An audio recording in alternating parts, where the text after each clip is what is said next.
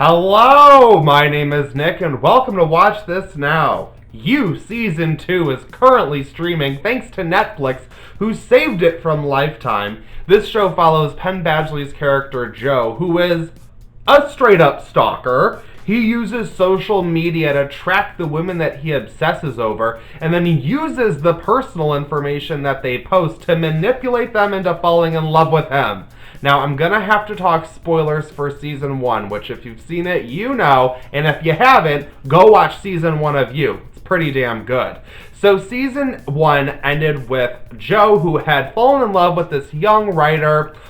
He kills her ass. Yeah, he kills her. And I loved that ending. I thought that was so good. I couldn't believe that it went there. But it did not just end with him killing the main character of the show. Well, you know, besides him, the other lead. But his ex, Candace, popped up and was like, "We've got unfinished business." And you're like, oh, what's gonna go down? But then, so Season 2 starts out with Joe having run away from Candace. He straight up gets the fuck out of there. He leaves New York City and relocates to LA to start over, get a fresh start for a while. But he already has his eye on a new you, played by Victoria Pedretti. So he gets a job at the place that she works at. He gets an apartment really close to her house. You know where this is going. He is coming after her. Now, listen. I love the psycho stalker subgenre. I am totally all about it. I don't know what it is, but I am fascinated by these people who become so obsessed with other people. It's like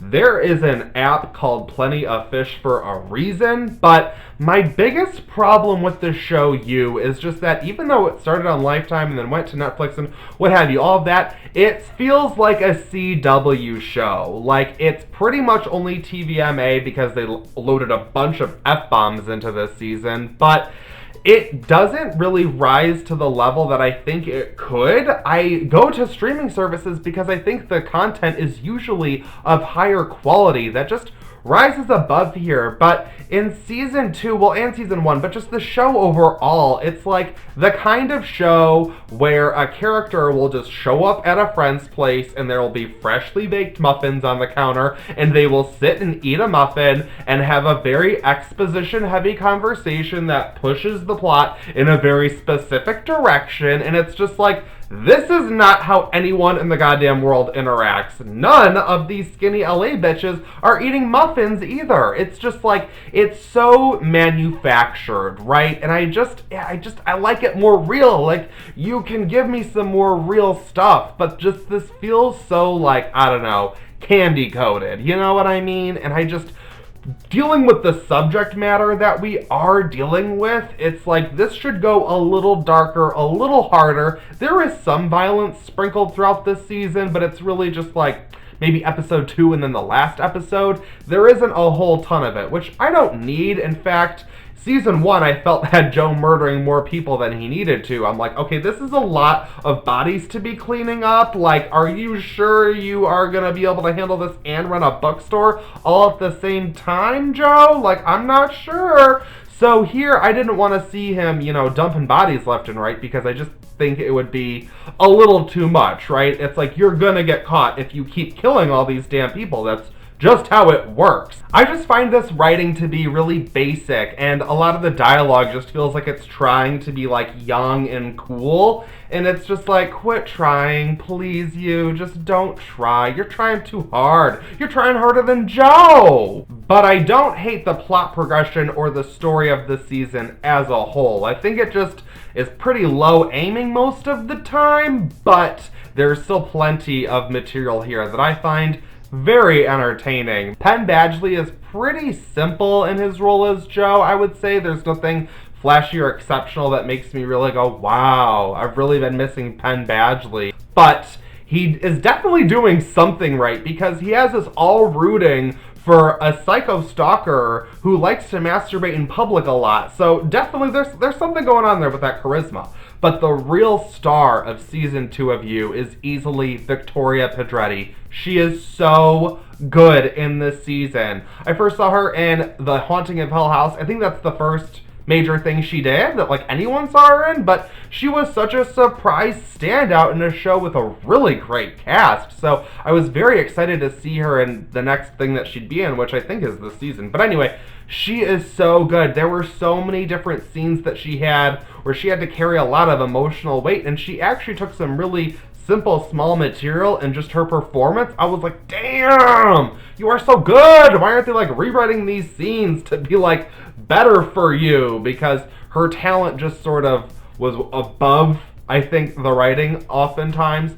But that made for a very entertaining watch for me because I could just watch her do whatever. But I do have some problems with her character, which I'll get into a little bit. But there's a really annoying character who is the brother of Victoria Pedretti's character. Now, first off, I have a problem with the fact that the character's name is Love. Like, her name is straight up Love. I mean, could it be more in your face? However, I thought the actress was so good that I was like, it's okay. But her character, it's like she's so good, but her character, there really isn't much of a character there. I was pretty disappointed because she has so much going on with other characters around her, but it's mostly like family drama, and she has like, you know, I don't want to say plot stuff, but like past drama, stuff like that.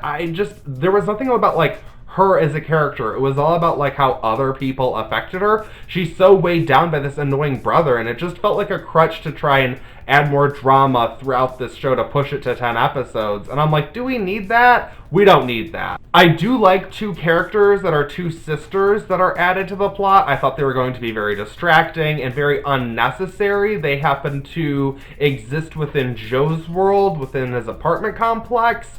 I actually really liked the developments with them. He has different relationships with each sister. There's one in her mid-20s, there's one that's a teenager, and he looks after them in different ways. And I liked the way that they were used in the show because I think it operates at its best when Joe is using his psycho skills to take on other weirdos. It's like he gives them a taste of their own medicine and stuff, even though he's also like as bad as they are. Like it's this really gray area that it has fun playing in, and I liked the way that the sisters worked into that and how he was able to work with them in those developments. I enjoyed those. I would like more of that in you. What I have a problem with overall, besides the overall just CW nature of this show, which is fine if you like CW shows, I just don't. Like, I can enjoy some of this, but it then just takes me out of it with some of its basic bitch bullshit. But this kind of feels like You, the sequel. Like, You Too.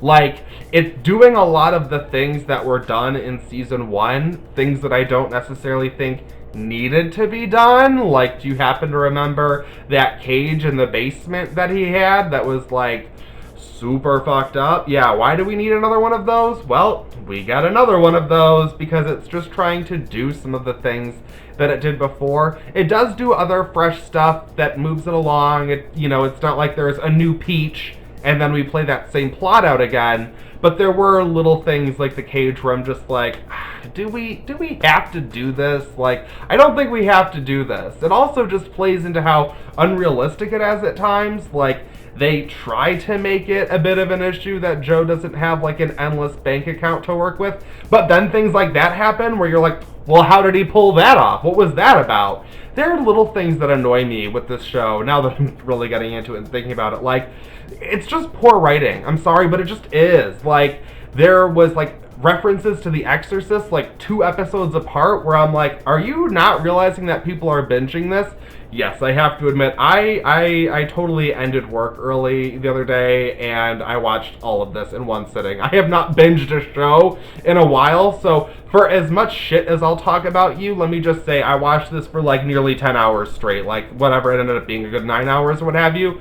I did it. I just powered all the way through because I was into it. But there were the problems that I did notice, like characters like that annoying brother. So he shows up at one point, they're all at this like grocery store or whatever, and he's always there getting his green juice because he needs to be so healthy.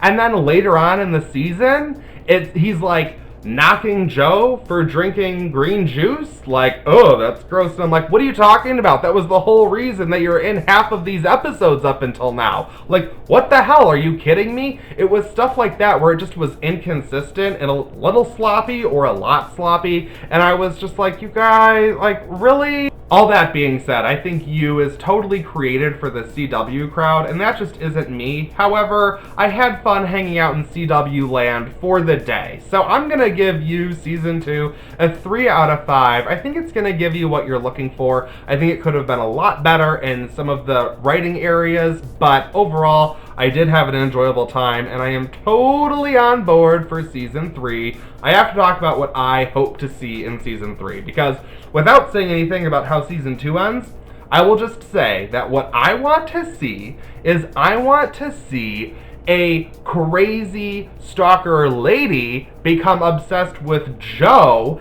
and for him to sort of be like a psycho showdown. Like, that's what I want. I want, like, Joe to go up against, like, Glenn Close in Fatal Attraction.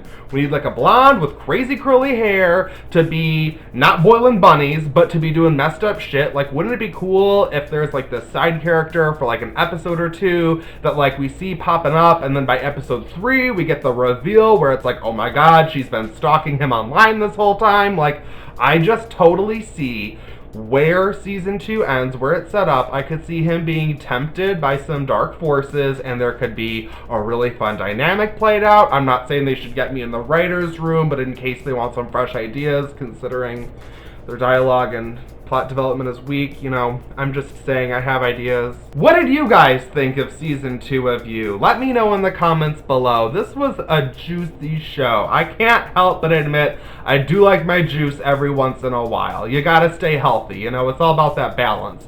Let me know what you thought of this show and what you're streaming on Netflix. Thank you so much for watching this video. Like it, share it with your friends, and subscribe to my channel so that you can hang out with me and all of these other reviews I'm posting. I mean, they're gonna be here, so you might as well watch them. Duh.